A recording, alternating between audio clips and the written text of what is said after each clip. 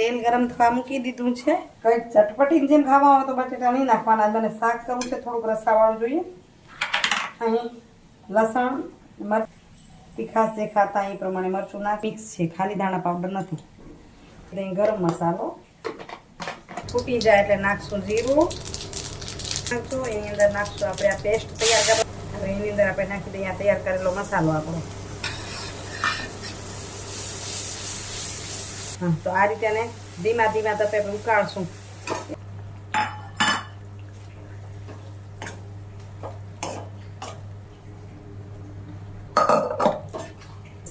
અને નથી ગાયનું જ ફૂલ ફેટવાળું દૂધ છે તો એ નાખશું દઉં છું. અને હજી અને 5 મિનિટ સુધી બરાબર ચડાવશું. ધીમી છે એટલે નથી થતી ને તો ખદ ખદ ખદ કરશે.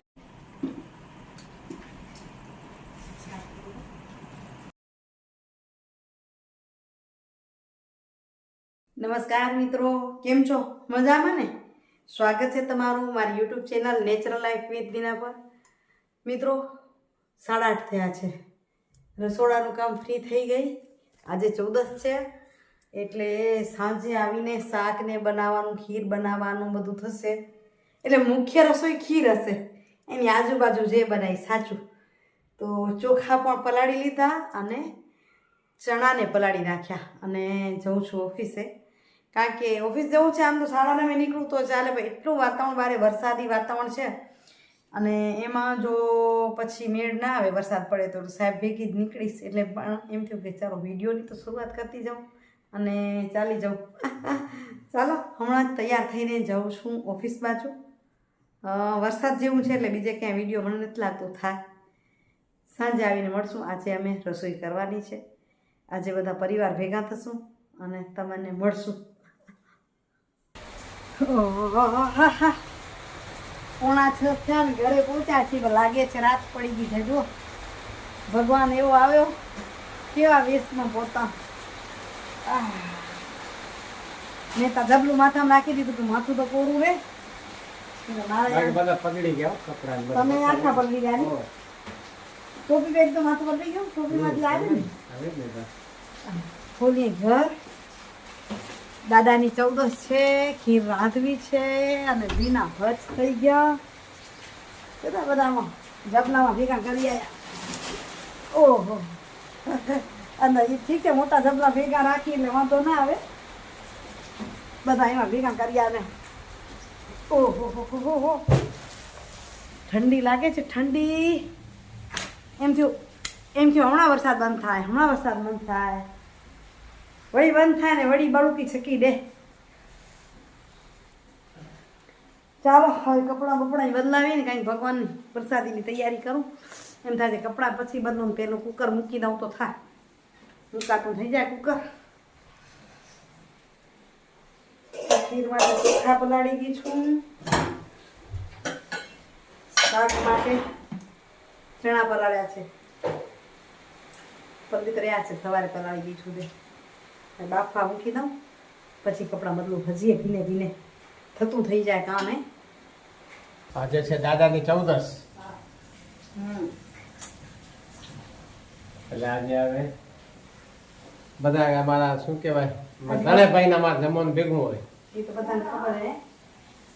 નવા માણસો એમ ખબર ન હોય તો કહી દઈએ. 3 ભાઈનું પરિવાર ભેગું 14 ભેગી થાય વારા ફરતી. આજ છે અમારા ઘરનો વારો. તો પેલા તમને બતાવ્યા ચણા બાફવા મૂક્યા, આ બાજુ ચોખા મૂક્યા બાફવા. તો ખીર રાંધવા માટે ખુલે તો ત્યાં ઓલું કરી નાખું, દૂધ નાખી દઉં અને અહીં જો ચણા બફાઈ ગયા છે. હવે હાલો આ થોડીક અલગ રીતે શાક વઘારવાની છું તો તમને બતાવું. અચ્છા, આ બાજુ તેલ ગરમ થવા મૂકી દીધું છે અને અહીં જો ચણા બફાઈને મસ્ત જોરદાર બફાઈ ગયા. આવા એકદમ પોચા થઈ ગયા, સરસ થઈ જાય. અહીં બટેટા મેં બાફી નાખ્યા છે. કંઈક ચટપટી જેમ ખાવા હોય તો બટેટા નહીં નાખવાના. મને શાક કરવું છે, થોડુંક રસાવાળું જોઈએ. અહીં લસણ મરચાં અને આદુ વાટી રાખ્યા છે. એટલે તમે જો ન ખાતા હો તો સ્કીપ કરી શકો. અને અહીં મેં દહીં લીધું છે. આપણે દહીંની અંદર મસાલા નાખશું. અડધી ચમચી હળદર, તીખાશ જે ખાતા એ પ્રમાણે મરચું નાખવાનું અને 2 ચમચી ધાણા જીરું પાવડર મિક્સ છે, ખાલી ધાણા પાવડર નથી. હવે એને સરસ મિક્સ કરી લઈએ. ચૂટકી ભર નાખી દઈએ ગરમ મસાલો. ગરમ મસાલો જનરલી ઘરમાં જે ખાતા હોય છોલેનો નાખવો એવું જરૂરી નથી. આપણી પાસે જે અવેલેબલ છે એમાંથી જ બનાવતા શીખવાનું. સરસ મજાના દહીંને આપણે મસાલાને મૂકી લઈશું દહીંમાં. આપણું તેલ ગરમ થઈ ગયું એટલે નાખીએ રાઈ. રાઈ આપણી ફૂટી જાય એટલે નાખશું જીરું. હિંગ નાખું છું, તમે ન ખાતા હો તો ન નાખજો. એની અંદર નાખશું આપણે આ પેસ્ટ તૈયાર કરી રાખી છે એ. આ નાખશું ત્યારે એકદમ ધીરું કરી નાખશું, નહીં તો તરત બળી જશે આ મસાલો આપણો.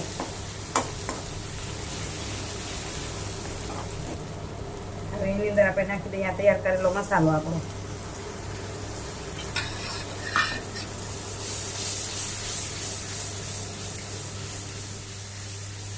તો આ રીતે એને ધીમા ધીમા તપે ઉકાળશું એટલે સરસ આમ ચડી જાય.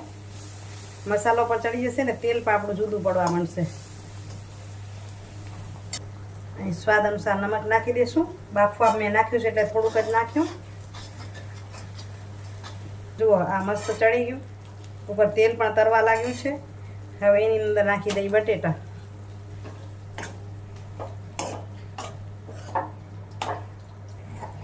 અહીં આપણા દહીંના ખાટા ટેસ્ટને બેલેન્સ કરવા માટે આટલો ગોળ નાખું છું.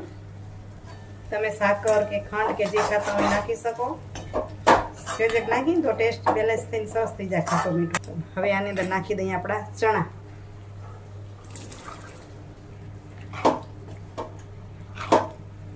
ને હવે આને 10 મિનિટ સુધી ચડાવી લઈશું તાકી બધો જ મસાલો ચણા લઈ લે. અને 10 મિનિટ ચડાવશું ને તો સરસ ચડી જશે. અને ચોખા જોઈ લઈએ આપણે. જો સરસ ચોખા ચડી ગયા છે. હવે નાખી દઈએ દૂધ એની અંદર. દેશી ગાયનું, કોથળીનું કે ફૂલ ફેટવાળું કે એવું નથી, ગાયનું જ ફૂલ ફેટવાળું દૂધ છે તો એ નાખશું.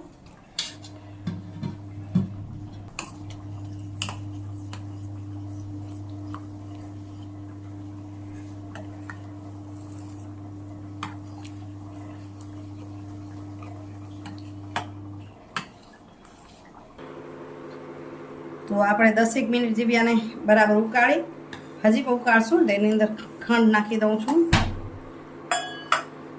થોડીક ચલાવી લઈને એલચી પાવડર પણ નાખી દઈએ. એલચી પાવડર નાખી દઈશું અને હજી આને 5 મિનિટ સુધી બરાબરને ચડાવશું. ધીમી છે એટલે નથી થતી ને તો ખદ ખદ ખદ કરશે. બરાબર ખદ વધે ને એ જ ખીર સરસ થાય. કારણ કે દૂધ છે ને એકદમ ચડી અને પેંડાની જેમ વળવું જોઈએ.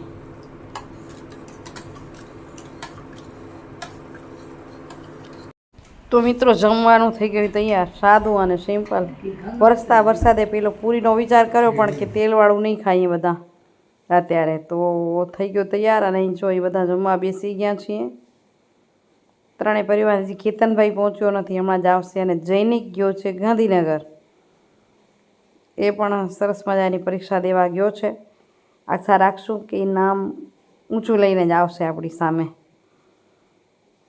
નિવાનભાઈ એકલા થઈ ગયા એટલે જો મોબાઈલ કે છે આપો. જઈનિકો તો 2 રમતા હોય ભેગા.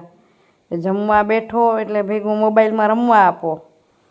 અહીંયા મારા અનુબેન, જમાઈ રણછોડકુમાર અને મારા નણંદા લીલાબેન.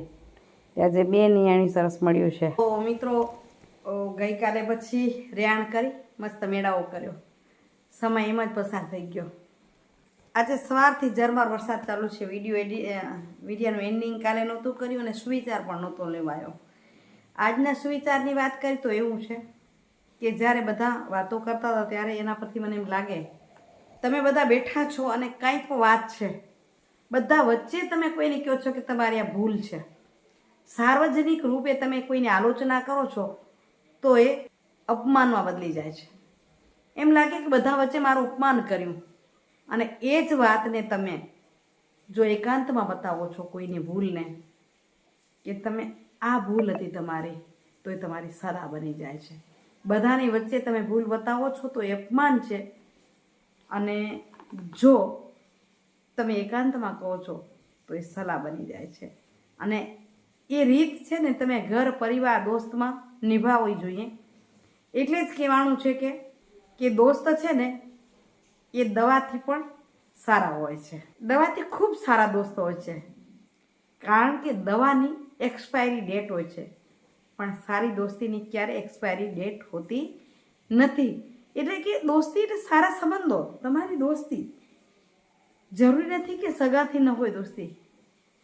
તમારા જે સારા સંબંધો છે એની ક્યારે એક્સપાયરી ન હોઈ શકે, પણ એ એક્સપાયરી ન થાય એના માટે આપણે ધ્યાન એ જ રાખવું છે કે તમે આલોચના એવી રીતે ક્યાંય કરો તમે એને તમને અપમાન ન લાગે પણ સલાહ લાગે. ચાલો મિત્રો, આ વાત સાથે વિડીયોનો કરું છું એની. કાલે મળું છું સરસ મજાના વિડીયો સાથે. આજે એટલો ધીમો ધીમો વરસાદ વરસી રહ્યો છે કે આમ શાંતિથી આરામ કરવાનું મન થઈ રહ્યું છે, પણ કાંઈ કામ ગમતું નથી. વિડીયો એડિટિંગ કરવાની મોજ આવશે તો સાંજે મળશે, નહીં તો આજે ખાલી જશે ને આવતીકાલે વિડીયો મળશે એવું લાગે છે. કારણ કે વરસાદ એટલો વરસી રહ્યો છે ધીમી ધીમી ધીમી ધારે. આજે પહેલું સરાદ અને સાંજે છે